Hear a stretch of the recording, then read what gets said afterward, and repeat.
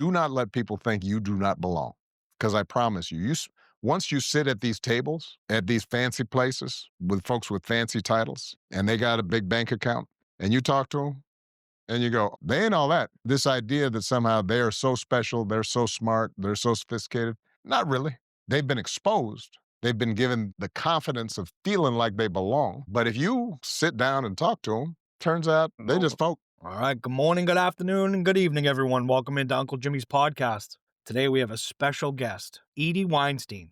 She's a multifaceted professional known for her work as a social worker, interfaith minister, a journalist, speaker, and founder of Hug Mobsters Armed with Love. She blends emotional healing, spiritual insight, and community activism into a vibrant life mission. She's known as an optimistic, someone who views life through the lens of possibility, and affectionately called the Bliss Mistress. She's a journalist, author, and editor with contributions to outlets like the Good Men Project, Huffington Post, and the Elephant Journal. She's also a certified laughter yoga leader, cuddle party facilitator, and cosmic concierge, blending joy and connection into her healing work. Edie's work centers on helping people live rich, full, juicy lives by embracing love, vulnerability, and authentic connections. She's interviewed spiritual and cultural icons including Ram Dass, Wayne Dyer, Marianne Williamson, and I think the Dalai Lama. Is that true? Absolutely. Wow. What was that like? It was the interview of a lifetime. I had wanted to interview him for at least 20 years. And I'm really blessed that I'm surrounded by people that I call yay sayers, not naysayers. And they all said, yep, someday we know it's going to happen. So I set my sights on it. I joined them in their beliefs that I would eventually do it. I created vision boards with pictures of him on it. I wrote questions as if I was going to be interviewing him the next day. And something about, I interviewed him in 2008. And I think it was around 2004 where he came to Rutgers Stadium in New Brunswick. And the people that were bringing him in asked if I would help promote the event. I said, sure, I'd be glad to. And by the way, is he granting interviews? Nope, not granting interviews. But I said, okay, I'll do it anyway. So I went to the stadium, walked around with a little mini tape recorder, interviewing the people that were there, asking them why they were there and what he meant to them. I don't remember where the article got published, but at the end of the event, they gave us all postcards with his picture on it. So I taped it to the dashboard of my then Jeep and other cars I've had since then. In fact, I currently have it in my Hyundai, but I kept the card with me. So I had his picture in my car. I had his picture on the vision board. I had it, his image in my mind. And I wrote the questions as if I was going to be interviewing him. So fast forward, it's early 2008, and a dear friend of mine named Greg Schultz, who is an American-born Buddhist, is very much involved with the Tibetan rights movement. And he was tapped as the event producer for His Holiness appearing in Philadelphia in July of 2008. And he said, I'll put in a good word for you. Can't promise anything, but we'll see what happens. So as the day was getting closer, we played that kids game, like you're getting warmer, it could happen, And then early July, I'm at an outdoor music festival that's sponsored by my favorite radio station, WXPN in Philadelphia out of the University of Pennsylvania. And I'm standing there with two friends. One of them is a photographer, and the phone rings and it's Greg. He said, are you sitting down? And I said, should I be? And he said, absolutely. You got the interview. And by the way, you're the only journalist in the Philadelphia area that he's granted an interview with. I screamed into the phone. My photographer friend snapped the picture. And he said, I'll call you back tomorrow with the details. Well, obviously, I was jumping up and down like a kid on a pogo stick. I was so excited. So the next day, Greg calls me back and he says, excuse me, you still have the interview, but they want the Philadelphia Inquirer involved too. And you don't think I said, nah, if I can't have an exclusive, I don't want it. So the person who came on board from the Inquirer was the religion columnist whose work I'd read for years. So we went in there together. Initially, he was only going to give us 15 minutes each. I said, why don't we go in together and get a whole half hour? Well, he actually gave us 45 minutes. So we walked it was incredible. Walk into the Four Seasons hotel, not the landscaping place down there. Not the landscaping place in Philly, the actual fancy hotel. And I walk in there, and when you meet His Holiness, you wear a white silk scarf called a kata. So I had already got one in advance. As soon as I walked into the hotel room, I started crying. He walks up to me, takes the kata off, blesses it, puts it back around my neck, and hugs me. And I thought the floor was going to swallow me up. He guides us, both of us, over to part of the where the couch is. And I'll send you the picture that was taken. And he was within arm's length of me. And anytime he wanted to make a point answering questions, he'd lean over and tap me on my arm. And the interview was extraordinary. And unfortunately, workaholic that I was at the time, I was working at a psychiatric hospital as a social worker, and I didn't take the whole day off from work. I could have, and I had the deadline of 9 o'clock that night to get the article into a local newspaper. And if I had taken the day off, I would have been able to leisurely write it. So I got the first draft in at 9, and we kept going back and forth back until midnight. And eventually, the article came out, and I've published it. It was a newspaper article. It wasn't my story. But the article appears in a number of different publications, and I'll send you a link to that as well. Thank So you. yeah, it was in 2008. So all these years later, I could still remember it like it's happening now. Yeah. So don't ever give up on your dreams, people. It, Follow your bliss, follow your it's dreams. big manifestation right there. Yeah, Vision board, you absolutely. had the picture of him. So, like you said, you go in there and you start crying, and he comes over and he blesses it, and he gives you a hug. Like, what were you feeling in that moment? Like, could you talk? Could you not talk? Were you stuttering? Were you just Yeah, no, I could talk. I had planned it in my head for 20 years. yeah, I had practiced this. So I was worried that I was going to, stumble over my words. But I think just being in his presence helps to calm me. yeah, Because even though he's a big deal in the world and has made such a huge difference in so many people's lives, he made me feel right at home. And I think the hug sealed it for me that, it was, I don't even know, it felt like a kindred spirit. So afterward, I was talking to a friend and I don't even remember who it was. And I said, I waited 20 years to interview him. And the friend said, how do you know he didn't wait 20 years to be interviewed by you? it's I awesome. told you I've got great friends. It's so true. And that's like, the true unique character of a leader, of someone Yeah. that you go in, and like you said, you felt right like you were at home, right where you were at home, like not, he put you at ease. I had the opportunity to meet former President Obama twice. Oh And my. when I tell you that one was in an auditorium with about 1,000 people, but the first time was I met him at the Democratic National Convention in Boston when it was here, and I'll never forget. I went home and told my dad that night I met the first black president, and my father said, "What are you talking about?" I said, "This kid's gonna be the president. I'm telling you." And then the second time I met him, we were in an auditorium of about 1,000 people, and when I tell you that he shook my hand, he gave me about a minute of his time, we talked, but it was that at ease moment of it felt like it was just him and I in the room, and it was just one of those, very different to what we have now, as president, Oh you know? yeah. I can only imagine what it would be like meeting him.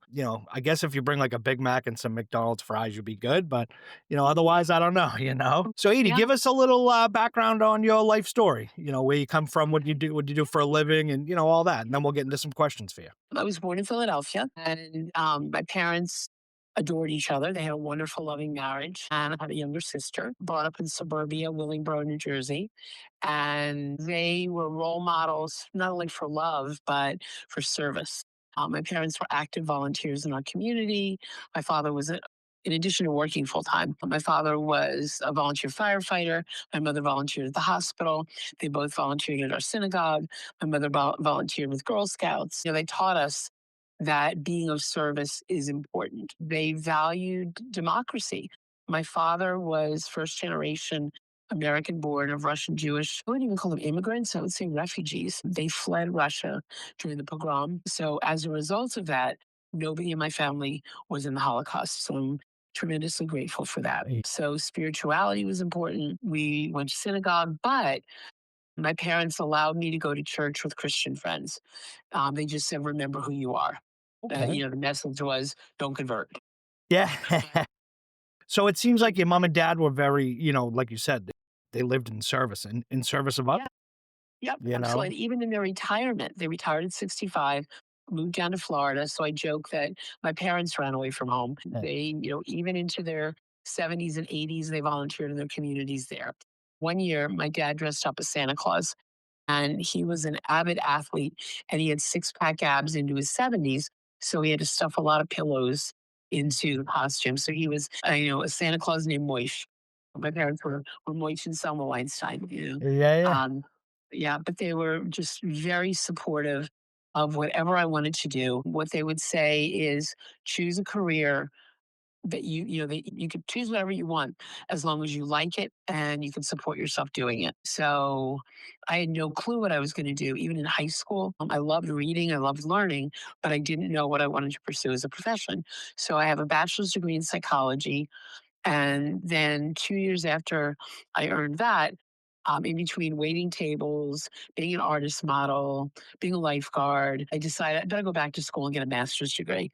So I went to Rutgers and earned an MSW, which is Masters of Social Work. Yeah. But I call it Master of Saving the World because that's my addiction, unfortunately. And I work as a full-time psychotherapist in a group practice in Bucks County, Pennsylvania, where I live. Yeah. I'm also a journalist, as you mentioned. I'm an ordained interfaith minister. I graduated from the New Seminary in New York in 1999. I do a whole bunch of different things: speaking, teaching, and on top of that, I help to take care of my grandkids. I watch them a couple days a week, a couple mornings a week now. That's awesome. So I have an amazing life. I have you know friends and family that make my life. You talked about having a rich, full life. I do. Yeah. Absolutely do. Yeah, you may not be rich when it comes to monetary value, but you're rich in love Yeah. and you're rich with friends. Oh, And I think a lot of that gets, lost in translation with people of,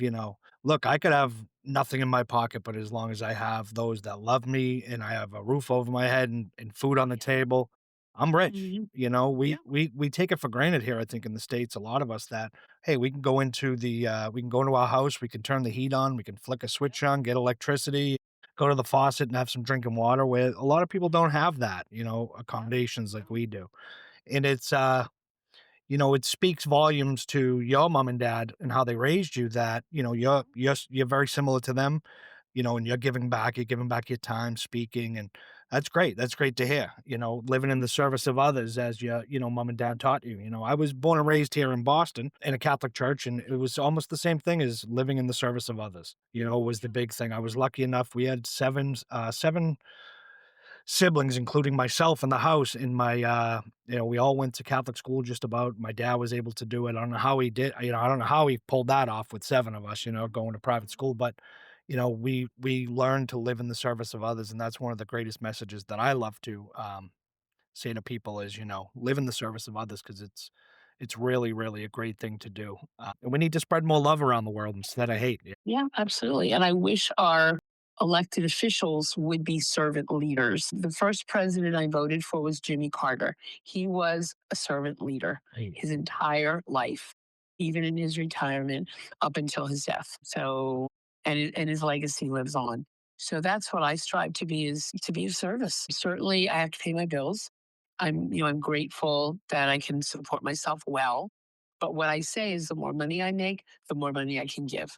Exactly. Yeah. So it's not just making money to have material goods. I mean, I have all the creature comforts that you mentioned, and I donate what I can to whatever. Lately, a lot of people in my community are putting together um, food, hygiene products, and so on to donate to food pantries.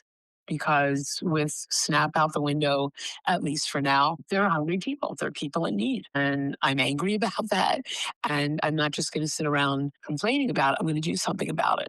And I encourage people to take positive action to help make the world a better place. No doubt about it. No doubt about it. And I love what you said, where, you're not going to sit around. You're going to actually do some action and do some work to help Mhm. out. Like you said, all that's going out the window. And, unfortunately, right now we have the media who likes to pit, everyone against each other and have us fighting it with each Mhm. other instead of, you know what? holding the people that are accountable, that make the laws and make, the country, it's supposed to be open. The government's supposed to be open, whether you're a Democrat or Republican. No one should be happy about this.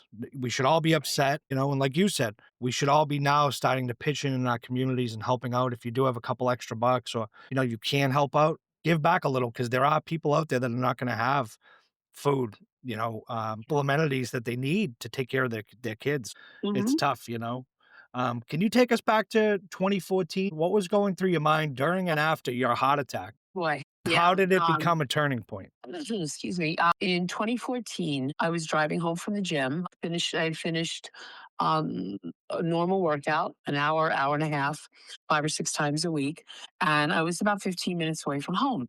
And I started having symptoms that are typical for women, very different from the left chest pain, arm pain that men experience. So it felt like somebody had grabbed a hold of my jaw, and I couldn't move my jaw. It was like stiff and tight, torrential sweats, searing heartburn pain front and back, palpitations, dizziness, lightheadedness. I didn't pull over and call 911. I drove home, went into the house, called my office where I was working as a therapist in a drug and alcohol treatment program. So here I was working with folks in addiction, and my addiction was literally work. And when I put down the phone, I didn't call 911. I got back in the car and I drove myself to Doylestown Hospital, the closest hospital to me, stumbled in through the door and said, I think I'm having a heart attack. It whisked me up to the cardiac cath lab, inserted a stent, and my boss, so this is my boss, two of my friends who were acting like bosses at the time, while I was lying in bed attached to all the, the monitoring machines, said, you are not going back to work next week. You're going to take at least 2 weeks off. And one of them, my friend Phil, over my bed and said in his New York accent, he says, you go back to work next week, I come over and break both your legs. I mean, he would never have, No. but I was intimidated enough. But my first thought, as soon as I woke up, was, oh my God, what did you do to yourself? That I had literally worked myself into a heart attack. Now, there were pre existing conditions. My blood pressure was through the roof. My cholesterol was high. My mother had died of congestive heart failure in 2010. My sister had had 2 heart attacks, like years previous Years to previous, that. yeah. So I was predisposed to it. But my lifestyle, sleeping maybe 5 or 6 hours a night, working 12 to 14-hour days, chugging 5-hour energy drinks. I had had one the day before, not taking care of myself. And the saying, heal or heal thyself. Hey. I didn't listen to my own good advice. So I took 2 weeks off. And this time my boss said, we're not going to let you in the door for at least 2 weeks. We'll take care of your clients. It'll be okay. So I'm lying on the couch watching the ceiling fan spin, bored out of my mind. And I was talking to a friend who had had a heart attack not too long before that. And he encouraged me to take care of myself. Another person, I think someone I had interviewed, had said he had a client, a coaching client, who was a CEO of a Fortune 500 company who himself had a heart attack. And he said to the guy, don't let your heart attack go to waste. So I had to remind myself, learn from this, talk to other people about it. So fortunately, I had been given an opportunity to have a less stressful job. And I was able to have that job for a year and 3 months as a journalist, writing articles about addiction, mental health, recovery for different websites. And it was the ideal job. But then they were having financial difficulties and had to lay off most of the staff. So I'm managing my life changes as best I can. So I don't have the temptation to run around 100 miles an hour with my hair on fire. Yeah. Take time to chill. No. And I think with, I wasn't recording before we started. You said that today you're actually at home. You got some comfy clothes on and you're resting. So I'm glad to hear that, because a lot of us, I work on the railroad up here in Boston, and we, sometimes it's 7 days a week, 16 hours a day. It's crazy. And I'm the executive vice president of my local. So that's 24 hours a day nonstop. So, that's a big message that I just heard from you. Sometimes you just got to cut it back and rein it in, you Yep. know, Yeah. It's crash and burn if you don't. no doubt about it. No doubt about it. We're talking about 11 years now. And I celebrate my cardioversary, I call it. So on June 12th every year, I call it BHA and AHA, before heart attack and after heart attack. So life is dramatically different. Yep. No, and that's I can't imagine, like you said, you're running yourself to the bone, drinking energy drinks, you're not taking care of yourself, you're driving home, you feel it, you go in the house, then you drive yourself to the hospital. It's one of those where it's like, yeah, you know what, I'm all right, I'll take care of it. It'll be all right. So the Never ever do that, folks. Don't ever drive in the midst of a heart attack. I clearly had guardian angels looking after me because I could have had an accident, could have hurt somebody. no doubt about it. You describe yourself as a resilient thriver. What does that phrase mean to you, and how has it shaped your path? I think of it in like a three-level concept. There are victims, there are survivors, and there are thrivers. A victim is helpless, can't do anything to prevent what happens to them. A survivor is, whew, I made it through this. But a thriver takes stock and says, what am I going to do differently? And how can I use this to pay it forward to help other people? So I see myself as a resilient thriver because I learned from this. I talked to other people, women in particular, about preventing cardiac disease because it's the single um, highest killer of women is cardiac disease. Yep. Yep. Nope. That's huge. And like you said, resilient thriver. It seems like to me, whatever gets thrown at you, I think it seems that you turn everything into a positive almost. Uh, you learn your lesson and then you try to teach others. And that's something Yep. just from the short time we've been speaking that I'm learning of you. And I love that about you. Thank you. What inspired the creation of Hug Mobsters Armed with Yeah. Love, and how did that first flash mob come together? Okay. Well, Valentine's Day weekend, 2014, I brought a group of friends to 30th Street Station in Philly, big train station, for a free hugs flash mob. And I chose that weekend because I wanted people to understand that Valentine's Day is not just February 14th. We did it on February 15th, the day after. And I also wanted people to understand that Valentine's Day is not just for romantic partners, love is for everybody. So, along with 11 friends, one of them, a musician who walked around with us playing the Supertramp, I think, Supertramp song, Give a Little Bit. Yep. You know that one, give a little bit, give a little Yeah. bit. So he played it over and over and over again for an hour. And the others and I walked around and asked people if they wanted to hug. And another friend of ours videotaped it. He took hug breaks too. He did some hugging too, but he videotaped our adventure. We estimate that within an hour, we hugged about 200 people that were coming through the train station. There was a wedding that took place there. They didn't hug us. The people in the wedding didn't hug us. The people that got married in 30th Street Station. And the most poignant memory that came from this, an Iraq war vet approached us and said he was the only survivor of his platoon and he had survivor's guilt.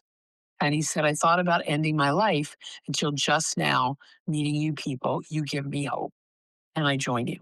So, of course, we started crying and gave him a sign, and he was off to the races, hugging people. Wow. And I don't know what happened to him, but I hope that he found hope and that he continued to live. So I thought, wow, hugs save lives. And then the heart attack happened 5 months after that. And as part of my cardiac rehab, I walked through Doylestown, which is a little town about 5 miles from where I live. And I thought, why don't I combine hugging with walking? Because hugs are emotionally heart friendly and they're cardiac friendly. So I started doing what I called free hug strolls. Sometimes friends came with me, sometimes I did it by myself. And since then, since 2000 and when I just said 2014, I've hugged thousands of people. I've lost count. And I've done it here in the United States, in Canada when I went to visit friends. And then in 2018, I hugged my way across Ireland, which was really cool. And then the pandemic happened. Bam, everything shut down. And I started panicking. I thought, what if we can never hug again? And I said, how is that possible? That human beings are hardwired for touch and never be able to hug again? I don't think so. So I had a dream. I have very vivid dreams. And in this one dream, I saw that we were able to hug back to back or back to front, like spooning. Yeah. So during the pandemic, after getting vaccinated the first time, wearing a mask, I went out into the streets and did virtual hugs where I would stand the requisite 6 feet away from somebody. I would hug myself, they would hug themselves, and it was like we were hugging. And then the next step was a few months later, hugging, wearing masks, not making face contact, like head to one side, and then eventually full frontal, no mask hugs. Yeah, so it took a while. It's hard to imagine that was 5 years ago It's that crazy. we were in the midst of this. Quick time goes. Yeah, Yeah. yep. Hugging makes such a difference in the world. And every place, I mean, it's become my branding. The hug. I have a friend that calls me the mother hugger. It's But the awesome. name Hug Mobsters Armed with Love, after the first event, friends started calling us Hug Mobsters, Hug Mob, Flash Mob. And I thought, ooh, I don't really like the idea of being a mobster. So I Especially added a coming from tagline. Philly, you know? Yeah, yeah, yeah. So I added the tagline Armed with Love. Yeah. And I got a whole bunch of publicity for it.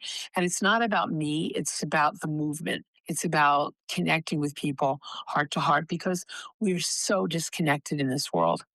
And there's an epidemic of loneliness in the United States. Yeah. I'm assuming other countries too. And hugs are an antidote to that. Yeah. No, that's definitely great. Yeah. How do you navigate the delicate balance between offering platonic touch and ensuring Mhm. consent and comfort for Mhm. everyone involved? Well, the way that it works again with hugging people, I always ask first, have to get a verbal yes, or they'll reach out their arms and hug me. Otherwise, I won't hug them. Yeah. And with children in particular, I'll tell the parent or the adult who's with the child if I'm out in public doing a free hugs thing. I'll say, if it's okay with you and okay with your child, may I hug this little one? And if the parent says yes, and the kid says no, I tell the parent, this is a lesson. And I say to the child, nobody hugs you without your permission. And in my family, my grandchildren, 3-year-old, 5-year-old, they don't have to hug anybody, including their parents, including grandparents, unless they want to. And yeah, I want them to, we want them to know their bodies belong to them. So when I leave, I'll say, you want a hug? And sometimes they'll say yes, sometimes they'll say no. But before I'm out the door, they're running to hug me. Right. So they know they know they have the freedom Yeah. to do that. And the Um, choice, you know? yeah, absolutely. And in many people's lives, in their upbringing, touch was either limited, non-existent, sexual, coercive, or abusive. Yeah. And I want people to understand it doesn't have to be any of those. I can't tell you the number of therapy clients I have whose parents didn't hug them or each other, didn't tell them they love them. And I'm thinking that's part of the reason they're in therapy. Oh, yeah. So with consent, my clients ask, they ask me for hugs. I give them a hug. And we were taught as therapists, don't hug your clients. I do. Again, it's with consent. They ask me for the hug. Some of them come to expect it because that may They're be the just so only hug. used to. Yeah, yeah. Yep. You may have just answered this, but in your experience, what role does human touch play in healing emotional wounds and fostering community? Well, healing emotional wounds, the connection part, that there are a lot of very sad, wounded people. I don't want to say broken people because I don't think anybody's broken, Yeah. but there are wounds. And when somebody knows that they're valued, that they're loved, that somebody cares about them, it helps heal them. There's another group called Free Mom Hugs. Have you ever heard of them? No, no. Sarah Cunningham is a woman who lives in Oklahoma City. And probably around the time I founded Hug Mobsters, her son came out to her as a gay man. And she was I don't know if she would have called herself evangelical, but she was strongly Christian. And she had this dark night of the soul where she said, how can I choose between God and my son? Her son invited her to go to a pride fest in Oklahoma City, and she made a button that said free mom hugs with the idea that a lot of parents don't hug their children when they come out to them. And she said by the end of the event, she was covered in tears and glitter, and she knew she didn't have to choose. And she knew that it was possible to be embracing of someone in the face of a spiritual dilemma. She left her church. She got ordained as a minister. She marries same sex couples, as do I. And she's what she calls a stand in mom at same sex weddings. She says, if your mom won't be there, I will. I'll even bring the bubbles. That's So I haven't awesome. gone quite that far. But look up free mom hugs. I think it's .org. And I do that too. I go to pride events in my area with my Perfect. free mom hugs t-shirt. And Yeah, I'll have to look it up, and I'll have to put some links to on my social medias about that. yeah, That's definitely absolutely. something. So it helps people. I've had people cry in my arms, at Pride Fest. One person years ago said, "Free mom hugs is what Pride is about. That's what our Pride Fest is about." And there are free dad hugs too. It's Yeah.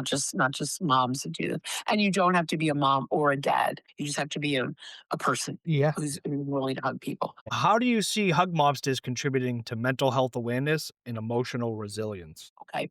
So back to the idea that people need to feel valued, affirmed, accepted. When people feel that way, it's medicine for the heart and soul.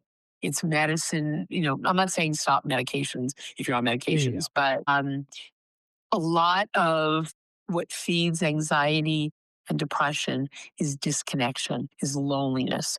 It feeds addiction, it feeds suicidality. If you feel like somebody cares about you, that you matter, you're less likely to tumble into despair. And I think despair is deadly. When people feel like they have no hope, that nobody cares about them, then they're more likely to take their own lives or more likely to have a hard time functioning in the world. The other cool thing that I did with a group of friends was we went to a veterans homeless shelter in Kensington, which is a rough and tumble. I don't know what you consider that in Boston. Yeah, so it would Tumble be neighborhood.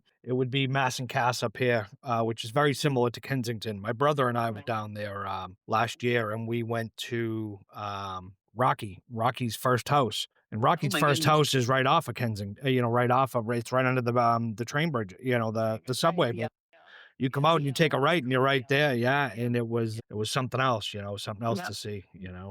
So we went to this veterans homeless shelter, and I did a mini hug workshop. And this one man, who's a veteran, obviously, said, "I haven't been touched in 20 years." Can you imagine 2 decades of nobody touching you? No hug, no. No, nothing, nothing. So people shrivel up and die from that. So I think that makes a difference. And once again, connection is an antidote to despair and suicidality. Yeah, no, that's huge, like you just said, 20 years without Mhm. any touch. Isn't that amazing?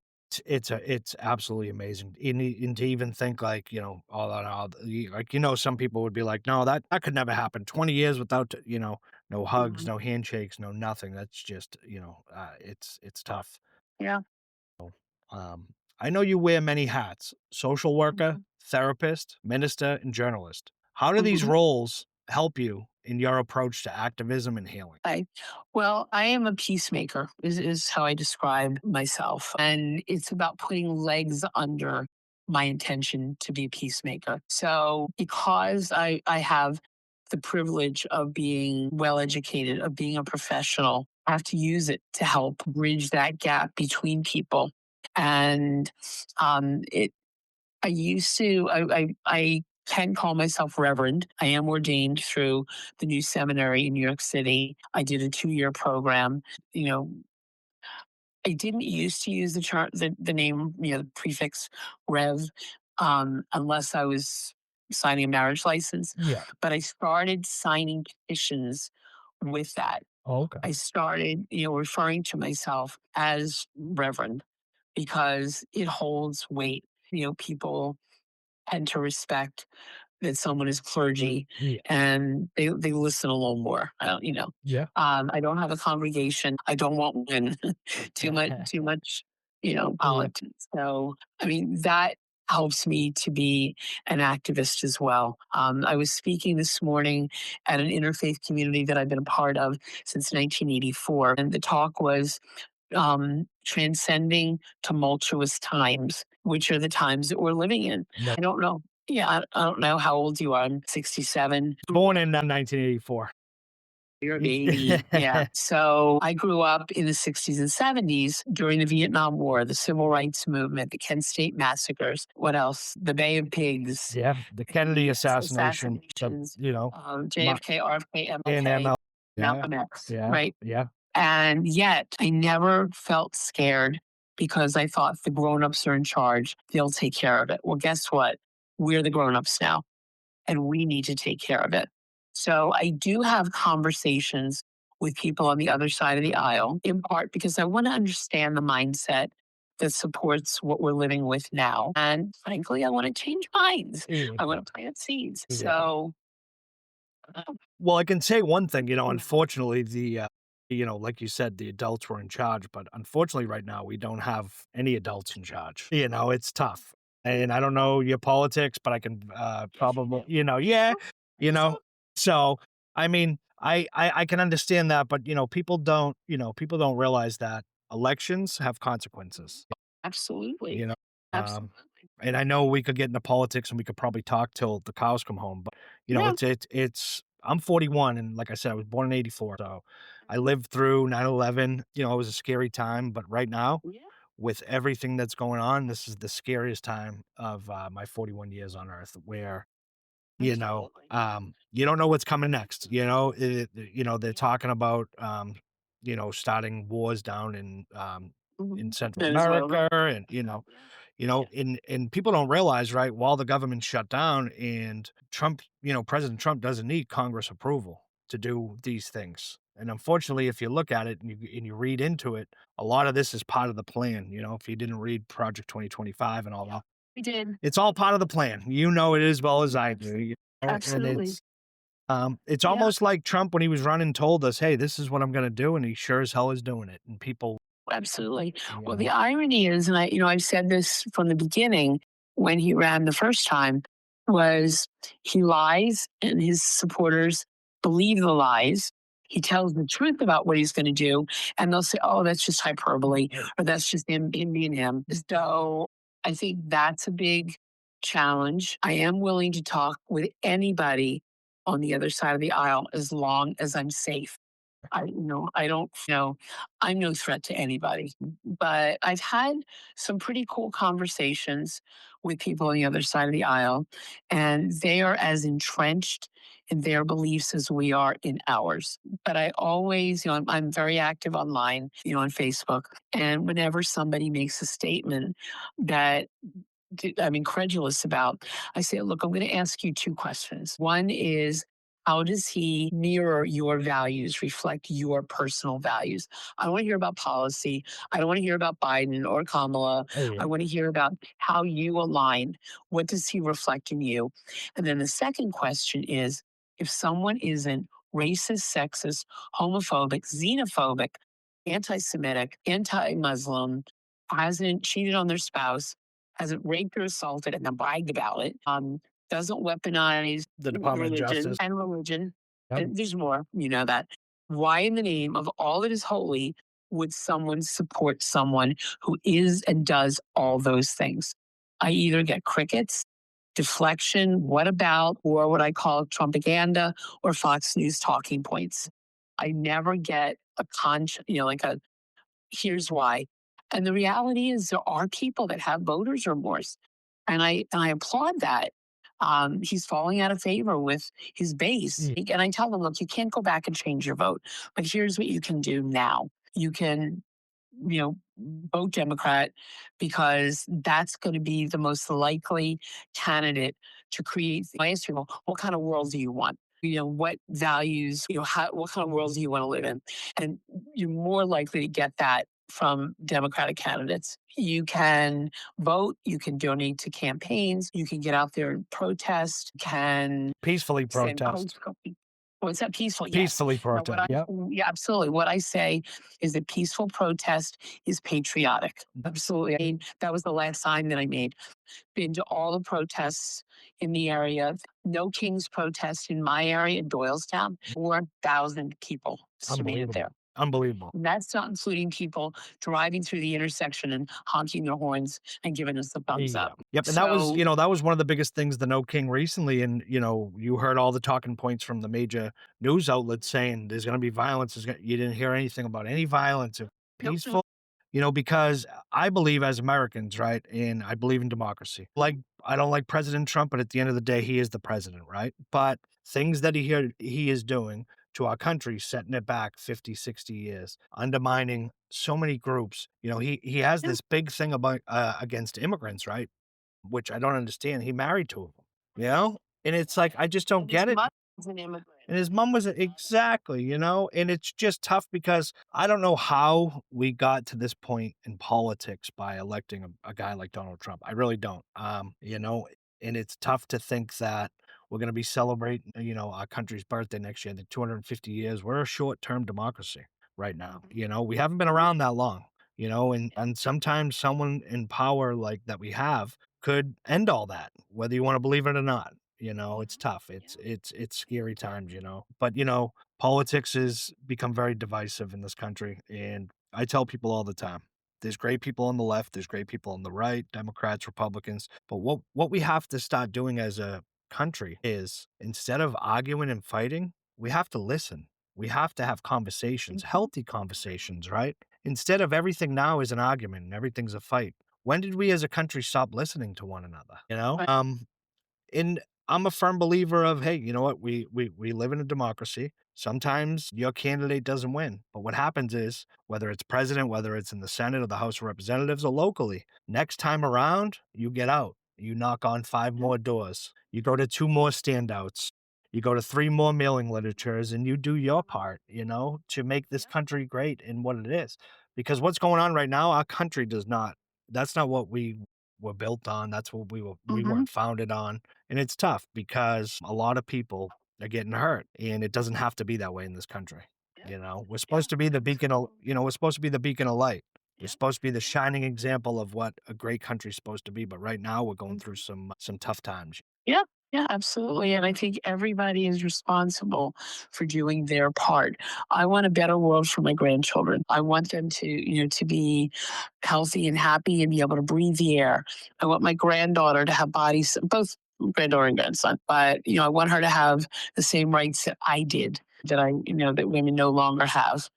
And I want people to be able to marry the love of their life, regardless of gender. All of those things are important. No doubt about it. I Love want, is yeah, love. I want, yep, yep, absolutely. Yeah. So, I will do everything. I mean, every morning I wake up and I say, okay, give me my marching orders. Who am I supposed to talk to? What am I supposed to do today?